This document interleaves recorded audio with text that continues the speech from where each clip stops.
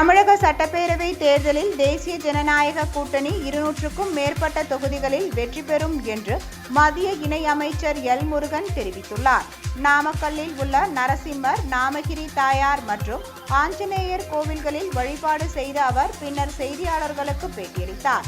அப்பொழுது கடந்த 5 ஆண்டு திமுக ஆட்சியில் மக்கள் அதிக அளவில் பாதிக்கப்பட்டுள்ளனர் எனவும், விலைவாசி உயர்வு, மின்கட்டண உயர்வு, போதைப்பொருள் பரவல் உள்ளிட்டவை திமுக அரசின் தோல்வியை காட்டுவதாகவும் குற்றம் சாட்டினார். திமுக குடும்ப ஆட்சியை மக்கள் நிராகரிக்க உள்ளனர் எனவும், எடப்பாடி பழனிசாமி மீண்டும் முதலமைச்சராவது உறுதி எனவும் குறிப்பிட்ட அவர், சட்டமன்ற தேர்தலில் தேசிய ஜனநாயக கூட்டணி 200க்கும் மேற்பட்ட தொகுதிகளில் வெற்றி பெறும் என்று நம்பிக்கை தெரிவித்தார்.